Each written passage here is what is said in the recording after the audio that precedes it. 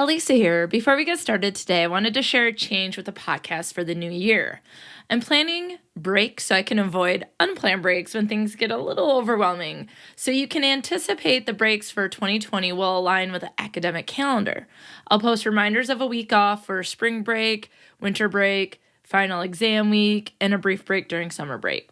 And also, friends, stay tuned for a lot of new extras via Patreon, including the comeback of the friendship tip, the new series, Alysa Watches TV, Disney Plus Friendship, newsworthy friendship stories, and more contests. If you're interested in supporting the podcast on Patreon, check it out at www.patreon.com/bestforeverspod.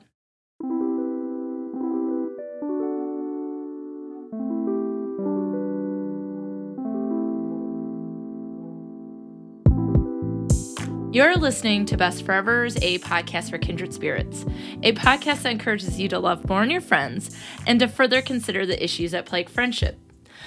I'm Alysa Lucas, and it's very cold here in Michigan, so it's probably no surprise that I'm recording this episode with a hot cup of mint tea, my menagerie of furry friends, the best blanket ever from Sam's Club, and some comfortable slippers. What can I say? I love to be cozy. It turns out my affinity for coziness is a Danish way of life called hygge. According to Hygge House webpage, quote, hygge is a Danish word used to acknowledge a special feeling or moment. It can be alone or with friends, at home or out, ordinary or extraordinary, but it's always cozy, charming, or special, end quote. So is anyone surprised that I'm drawn to a way of living that includes coziness and friendship? I mean, I'm not. So in this episode, I wanted to discuss what I've learned about hygge and how we can apply the idea to our friendships.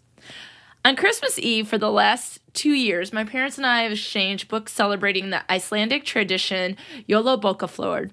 And the book I received this year was The Little Book of Hygge, Danish Secrets to Happy Living by Mike Viking. Seriously, how cozy is it to curl up with a book on Christmas Eve? You got, delicious drinks and foods, and you got the lights on the Christmas tree if that's your thing. So after reading the book, some other articles, and spending some time pinning various posts about hygge on Pinterest, I spent more time appreciating living a hygge life. But you're probably wondering, what the heck is it?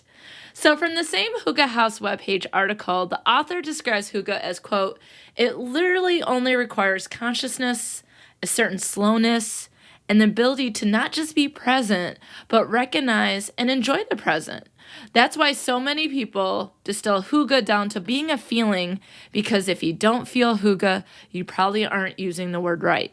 Another definition of hygge is an art of creating intimacy, either with yourself, friends, in your home. And I'm thinking, creating intimacy, wow, I feel like hygge could be an extension of our discussion of friendship closeness from a few weeks ago. Continuing, the author states, while there's no one English word or simple definition to describe hygge, several can be used interchangeably to describe the idea of hygge, such as coziness, I like that, charm, happiness, contentness, security, familiarity, comfort, reassurance, kinship, and simpleness, end quote. How many of you yearn for such feelings and connect those feelings to friendship? I know I do. Even more, Viking details hygge in his book like this. Quote, hygge is about an atmosphere and an experience rather than about things. It is about being with the people we love, a feeling of home, a feeling that we are safe and that we are shielded from the world, and allow ourselves to let our guard down. You may be having an endless conversation about the small or the big things in life, or just be comfortable in each other's silent company, or simply just be by yourself enjoying a cup of tea, end quote. Kind of like what I'm doing now. I like Viking's description because it focuses on moments, experiences, friends, and something that makes me think of trust, which we talked about recently as well through this idea that he describes of safety. Hygge is the word for this feeling in Denmark, but other countries have similar experiences that might not be translated identically. There are some core ideas, though, that can encompass all these countries, and that is coziness, warmth, and togetherness. Even the origin of the word sounds like friendship. In the Little Book of Hygge, quote, the original word in Norwegian means well-being. However, hygge might originate from the word hug. Hug comes from the 1560s word hug, I think that's how you pronounce it, which means to embrace. Certainly, it feels like if we want more togetherness, we should embrace the hygge life. Now, Mike Viking is the CEO of Happiness Research Institute in Copenhagen and has spent so much time researching why some people are happier than others.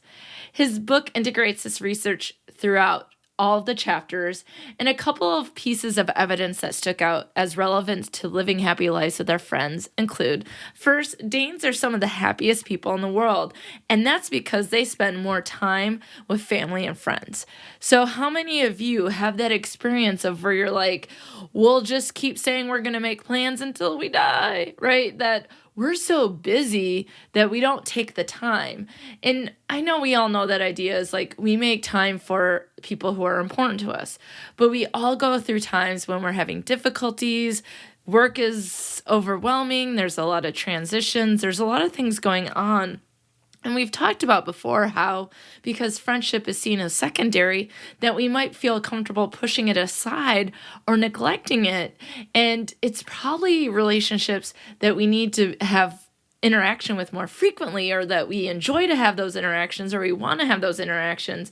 But we assume or take for granted the fact that our friends are likely to be there even if we've pushed them aside. And so I do like the idea that this idea of happiness and also spending time with family and friends. And I think we can spend time with family. We need to add more of spending time with friends. The second idea that I think stuck out as evidence was, quote, the best predictor of whether we are happy or not is our social relationships, end quote.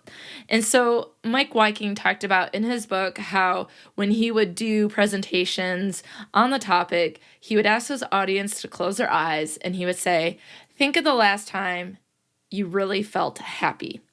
Now, he even acknowledges himself that this is an informal poll, an informal way to see where people stand, but that when he asks people if the memories include others, 9 out of 10 people raise their hands. So one of the things to think about is the memories that we have of when we are happy are more likely going to include other people like family and friends than they are to be by ourselves. So I think that is important to considering that we can base our happiness on our social relationships.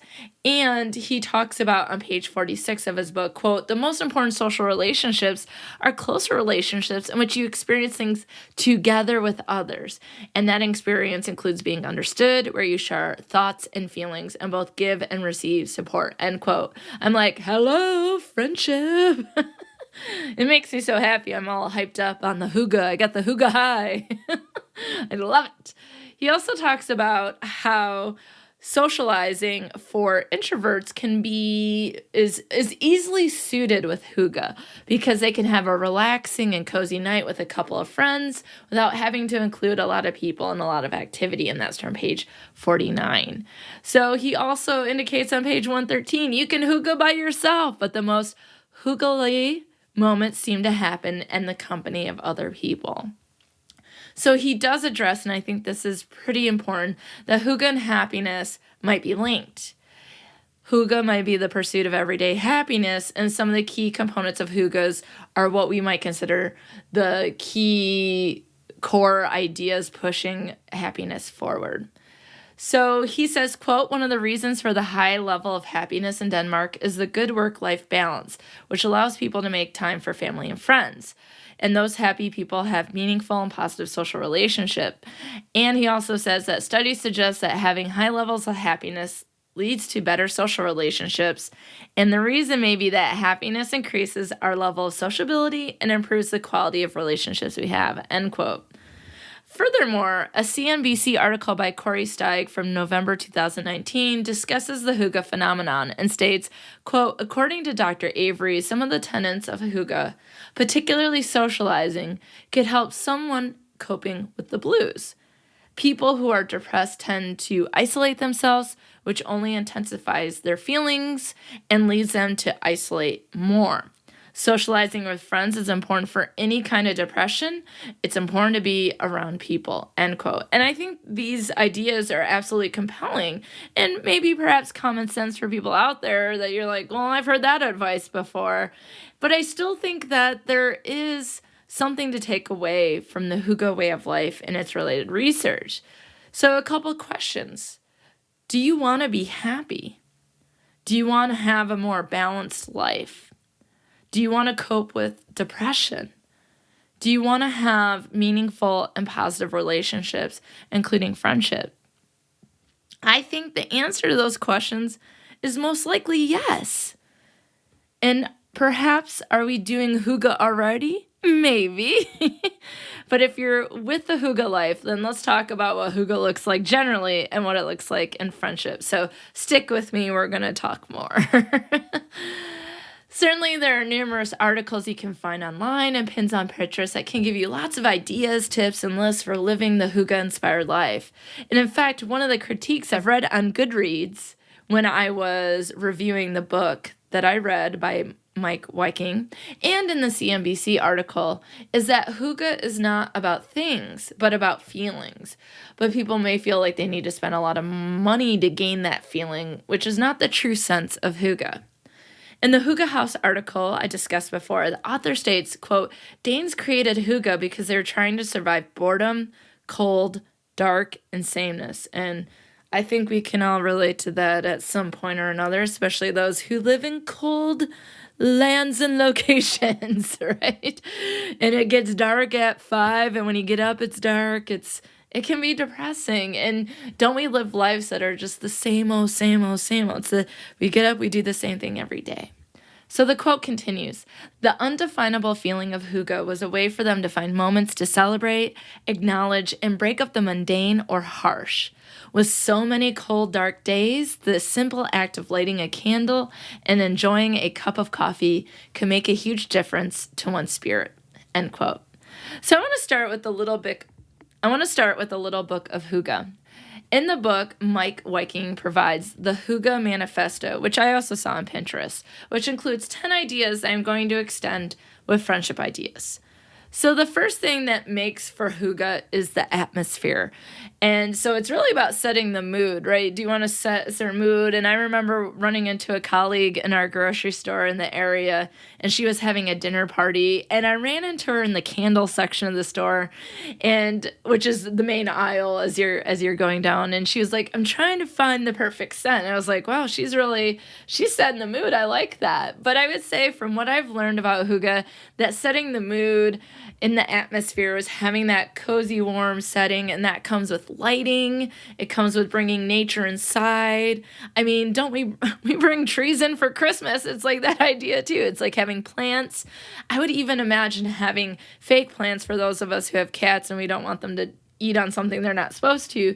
Even having a fake plant in here could make it feel more having that nature aspect of life, right? Having it in there. And so there's so much that goes into it, but it seems like what really is Hygge in terms of the atmosphere is what I might say, cozy socks, blankets, and candles, oh my.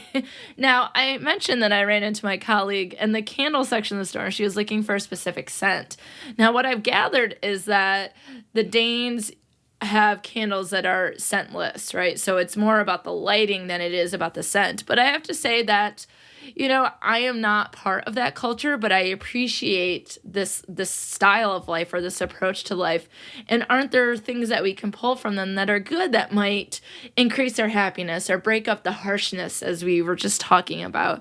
And for me, just recently, I found myself overwhelmed and stressed out. And one of the things I was doing was walking through Kohl's, and they had candles on sale. I was like, oh, these are big candles. And I started going through the scents, and I was like, oh, this smells good. This smells good. So I had 3 candles in fall, and I rotated those scents. And I also had the light from the candles, right?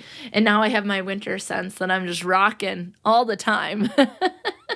And he even talks about, the author of the Little Hygge book even talks about one of the definitions of this particular lifestyle could be described as cocoa by candlelight. And I'm like, hey, listen, I got a candle that smells like cocoa, so let's do this Hygge life. Right?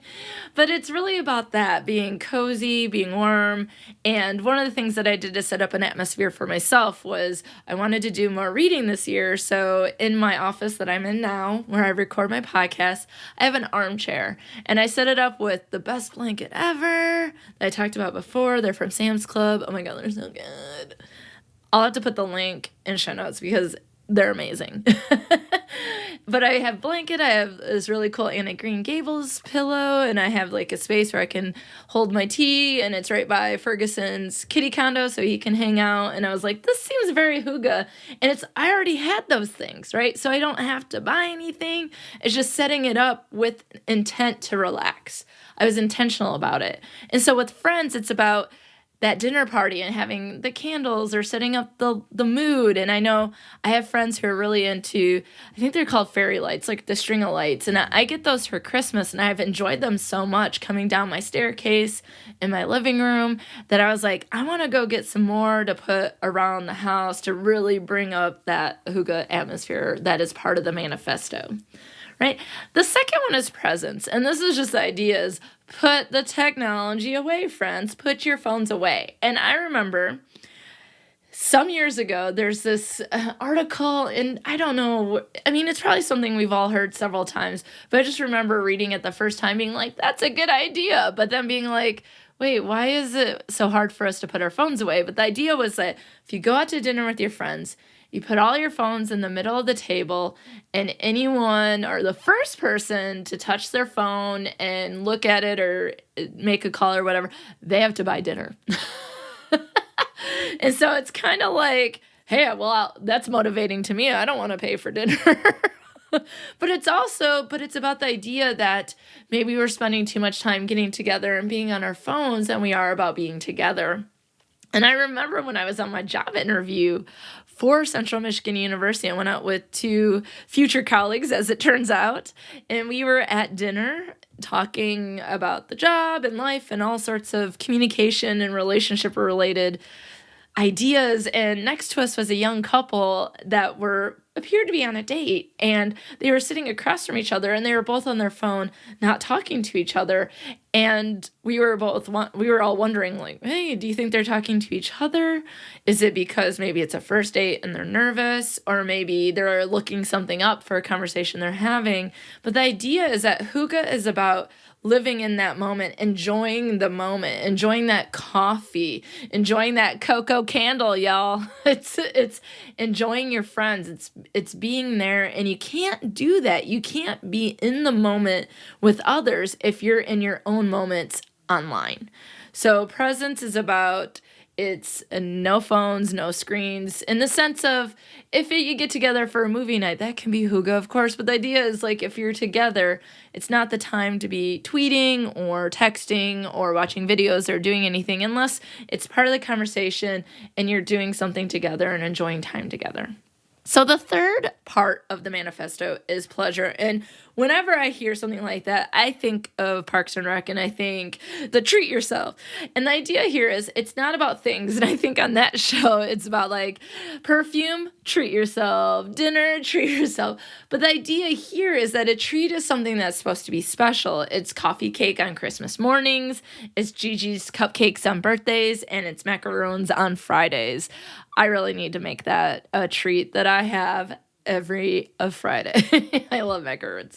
So that's the idea, is that when you get together, it could be like, oh, you saved this special recipe or this special candy that you got somewhere that you want to share with your friends, something small, or it's that dessert at the end. But it's having something special. And one of the things that I think that these treats really come into play is having rituals, right? So the Christmas morning coffee cake is a tradition in my family, and my dad and I made coffee cake ourselves this year instead of getting the Sara Lee, and it was the best coffee cake we've ever had. Seriously, we were talking about it yesterday, and it's been weeks since Christmas. So now it's like That's the idea of hygge. It's, remember when we made that coffee cake? Think about all the years we were eating the Sara Lee cake when we could have been making our own with delicious blueberries and the little cinnamony crunchy stuff on top, right? And it's having that time together and then having that memory that you can think about fondly. That's hygge. Hygge is also, according to the manifesto, equality, where that's a we over me. And I love this because friendships are about equality. It's about being peers. It's being egalitarian. And that's at least what they're supposed to be, right? That's the idea of friendship that makes it a little bit different from other relationships. And so the hygge part is taking the equality and doing the night together. So if you're going to relax and chat and eat food, you're making the food together. You're cleaning up together. It isn't sitting in the room on your phone while someone else is cleaning up. It's not going, oh, don't worry, I got it. It's the idea that it's the whole process is done together. That's not just equality, it's togetherness. And so it's not being in separate spaces, it's going through everything together.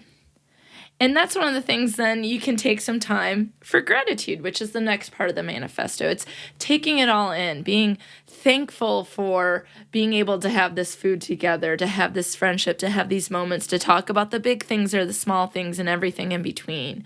It's relaxing together and knowing that although work might be crazy, that you can have that quiet, slow time together. But you also have to keep in mind that this is about harmony. So when you get together to hygge, it is not a competition. It's not one-upping each other and being like, well, I did this, or bragging. And you know, one of the things I always say is no one likes to show off, right? And I love in the book, Mike Viking says, we already like you. You don't need to prove it to us or to show us or anything like that. It's like you're already friends. So it's being friends together and not being competitive in any sort of way. And you can also relax together, and that's why comfort is the seventh part of the manifesto.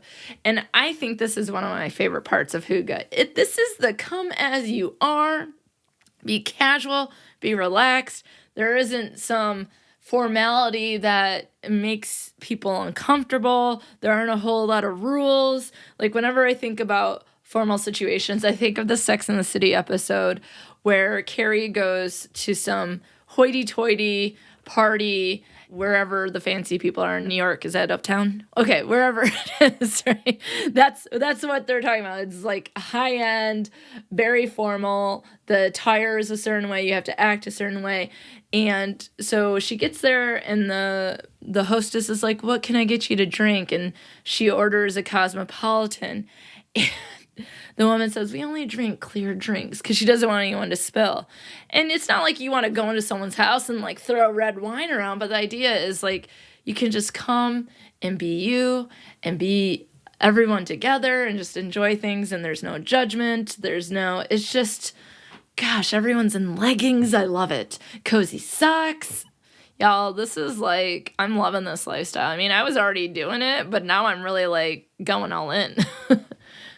The eighth part of the manifesto is a truce. So this is no drama, right? This is not the time for politics or controversy or anything that can it's not like, okay, it's fake or anything like that. It's just saying that there's a different time and place for it, or there's a different context. It's not very hygge to get in a fight. It's not very hygge to debate politics, right? It's, again, that slow, cozy, comfortable space. And so if you want to get together and argue about politics, do it at another time, not when the candles are lit and you got something delicious to eat and you're just chit-chatting about life. Save that for another time. Number 9, which I already mentioned, I might have stole my thunder a little bit here, is togetherness. And this is about building relationships and narratives and what I've learned, rituals. So the question is like, what rituals do you have with your friends? What are some of the things that you frequently do together? Or that's your special thing that you do together? Or that's the special time that you have together? Is it you get together and knit? Do you get together and video game? Do you get together and do other crafts? Do you get together and talk? Do you get together but notice I keep saying get together, and I didn't even script that. I didn't even plan that. But it is the idea that it's together. So it's Over time, you're going to build those relationships, the narratives of what your friendship means, and that includes a lot of rituals. Now, I mentioned the coffee cake. That's a ritual that me and my dad and my family have, and now me and my dad are going to continue the blueberry coffee cake on Christmas. But we all have those rituals with your friends, and in fact, I like to do a whole episode about rituals. So if you have any rituals you'd like to discuss, I'm going to put a link online in the future where you can go there. But until then, it'll be up shortly, but until then, if you have any rituals that you'd like to share, you can always message me on Facebook, Instagram, or Twitter at bestforeverspod, or at email bestforeverspod@gmail.com. All right, and the last part of the manifesto, and I think this will resonate with a lot of people, and that is the word shelter. And what the book said, the quote that I pulled out that I thought was really important. This is your tribe. This is the place of peace and security.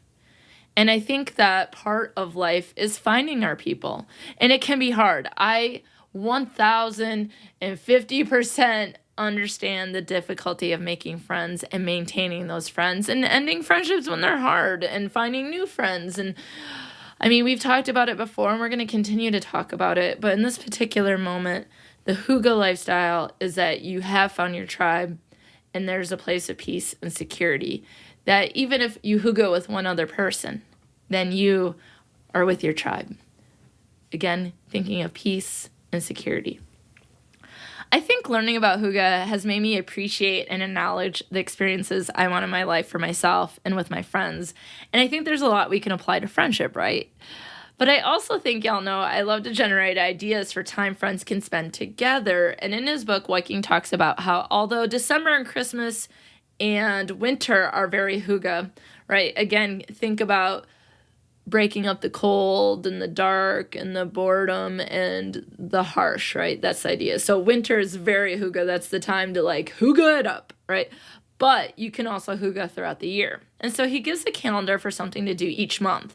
And I've taken that and adapted it for friendship, of course. Let's go. So January. Now, I will say that I do take a couple of his ideas because they're great. So in January, like Viking suggested, I would say a movie night could be very Hygge. For those of us with cold weather, it's nice to get in all cozy with a furry cat, watch movies with your friends. And might I suggest a great friendship movie? Well, I have two. Anne of Green Gables and a more recent movie, Booksmart. Both fantastic friendship movies. Maybe you pick a friendship movie, but the thing is, you can have a theme night. We're watching all versions of Little Women, a Harry Potter marathon, a Keanu Reeves night, musical night, a scary movie night, and so much more. The possibilities are endless. And I think I've talked about it on here before, but when I was in my late teens, me and Kate and some others, we would have like movie nights where we would watch all the movies that we liked about with Leonardo DiCaprio in it. I have a list of all the people that we had suggested. It's pretty cool. Thinking about how we were doing Hygge and we didn't even know it at 19. Didn't even know it. So in February, what I think of course, is Galentine's Day, which happens on February 13th, the day before Valentine's Day. And certainly you can turn a Hygge night into a girls' night drinking wine, etc. But I specifically think about Leslie Knope from Parks and Rec because she originated this day. There's a lot of Parks and Recs. They're very Hygge, I gotta say.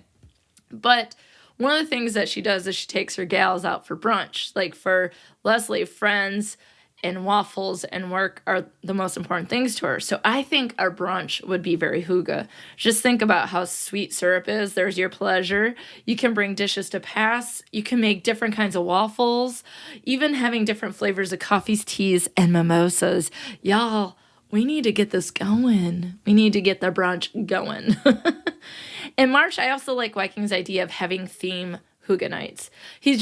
He suggests having a night where you explore a country. You might not be able to travel there, but you can bring the culture and the country home with you. And I love this idea. I'm already thinking, like, I want to have a Paris night. I can learn more about the culture, take in my French foods that I love so much, like macaroon. I always think of charcuteries, like cheeses, meats, and of course, wine, and so much more. But really, you can do any kind of theme, right? It doesn't have to be culture. It could be, like, basketball night. I don't know. March Madness, right? It could be a March Madness night. Every Friday and Saturday during March Madness, you get together with your tribe and you eat food and watch Michigan State win in hopefully another Final Four championship. Let's do it. Go Spartans. But the idea is that you can do what works for you. You can do what's relaxing for you. You can do what's your friend's thing. What do you have in common? How do you spend your time together? What are your rituals? Then you can turn your rituals into having something that would be described as very hygge. April, I think, is a good time for a game night. Hygge is about enjoying togetherness over time, and some games take a lot longer to play. The author talks about Axis and Allies, which my brothers played when I was younger. Ticket to Ride, which I often play with Sarah and some other friends. And of course, if you're really in the mood for it, Monopoly, which can last, 3 weeks? Oh my goodness, that game takes forever. Some of my favorite times are with friends playing cards, laughing over Cards Against Humanity, and there's so many different versions of them now. I just saw a Friends version. I have to get Tara, right? Or you can have drinks, food, and talk over several rounds of Golden Girls Clue. There are so many cool games out there, and you can even make up your own. And gosh, Pinterest is just a cornucopia of all the different things that you can create. And one of the things that I've enjoyed being friends with Sarah, who's been on the podcast, think the episode Like Attracts Like. And one of the things is that she makes up trivia games. And so we had a Gilmore Girls night. I won that trivia. I was very proud of myself, but I'm very disappointed that I lost the Golden Girls. We apparently do all our trivia about TV shows that are GG. Golden Girls, Gilmore Girls. They're going to have to come up with more GG shows.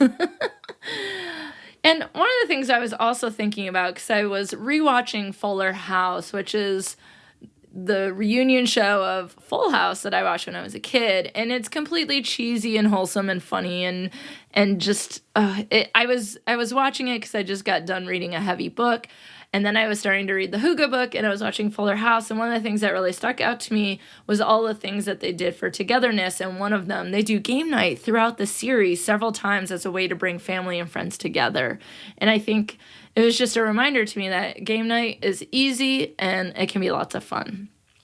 So May, we're hoping in Michigan that our weather gets a little bit better. So this seems like a perfect month to really go out and enjoy nature, because hygge isn't just inside at home.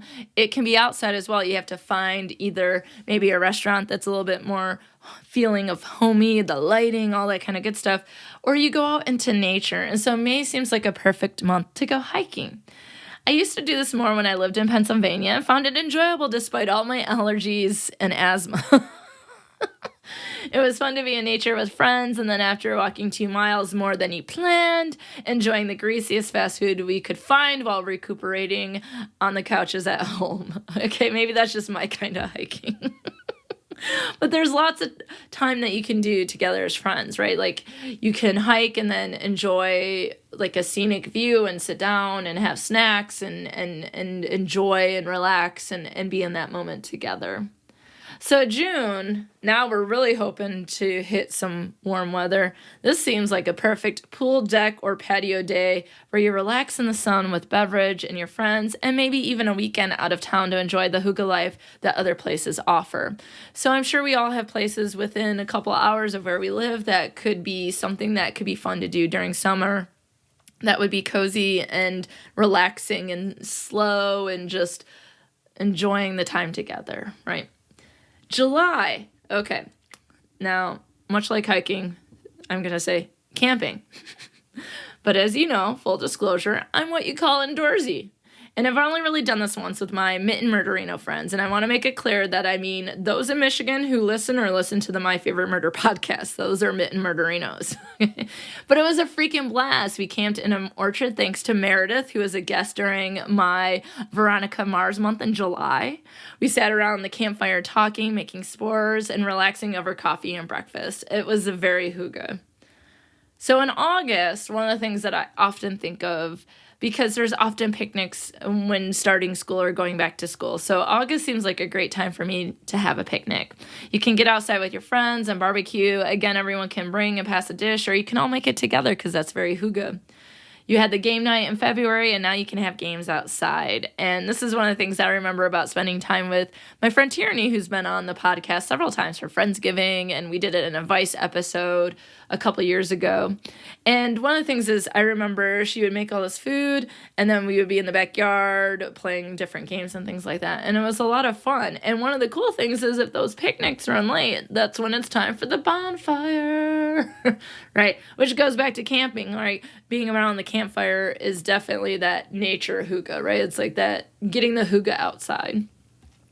So in September, we can have, and I'm going to bring it back because I love it, a crafternoon, or you could have a crafting night or a crafting weekend.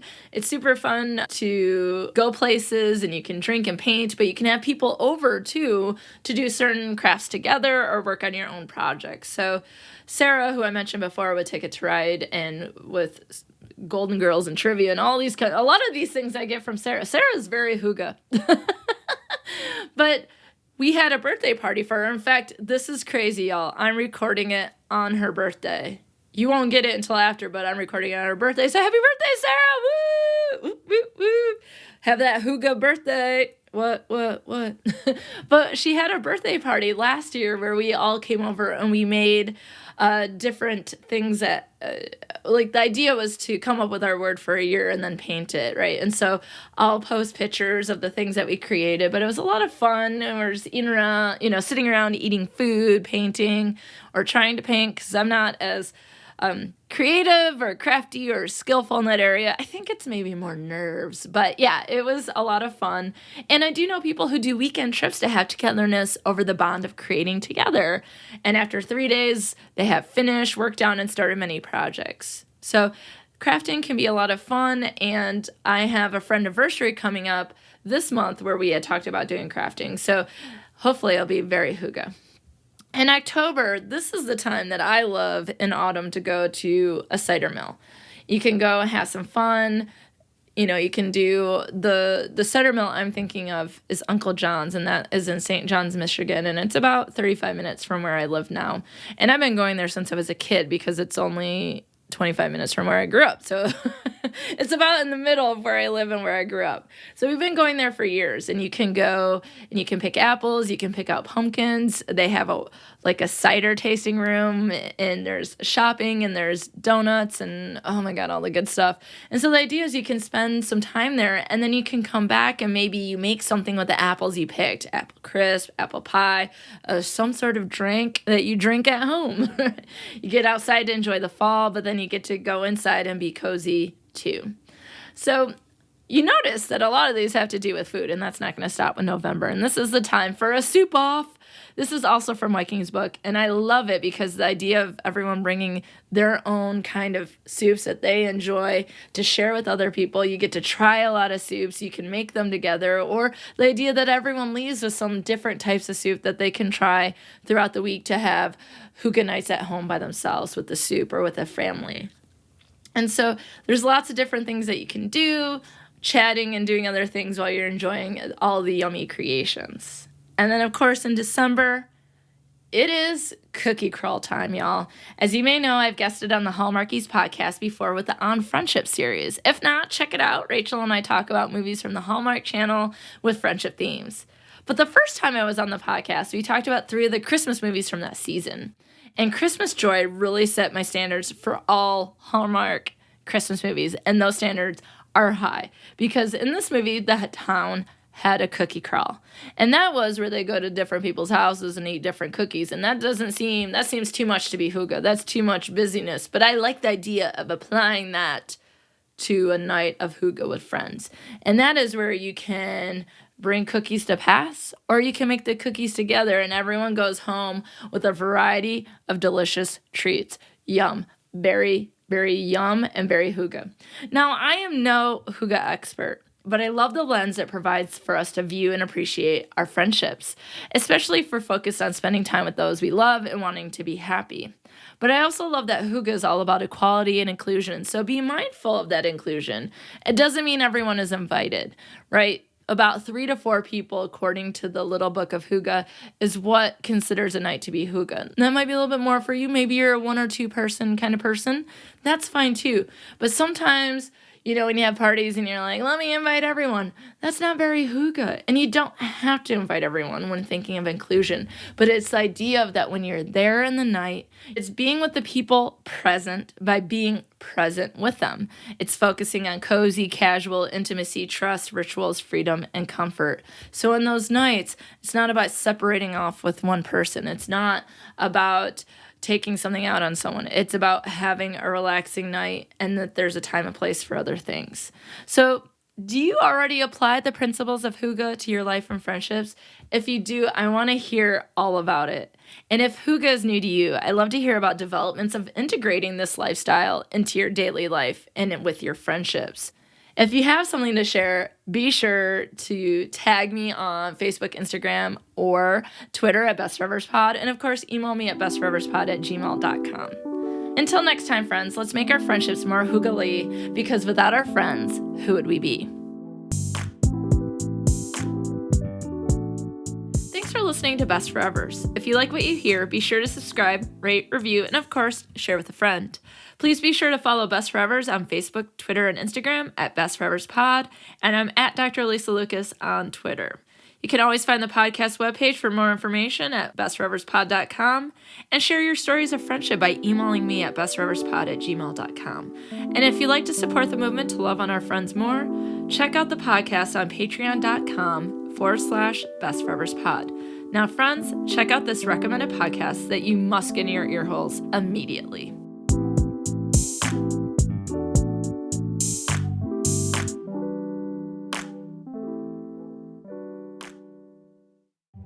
Are you a true crime addict? Do you find yourself talking serial killers and missing persons at parties only to be met with uncomfortable smiles? Well, find your tribe on True Crime Snack Time, a daily podcast that gives you a little true crime snack to chew on. From January 1st to December 31st, you'll find out what happened on this day in true crime. Short, sweet, and chock full of crime, join me, Allison, on True Crime Snack Time. We're available wherever you get your favorite podcasts. Follow True Crime Snack Time on Twitter, Facebook, and Instagram at Crime Snack Pod. And remember, keep your friends close and your snacks closer.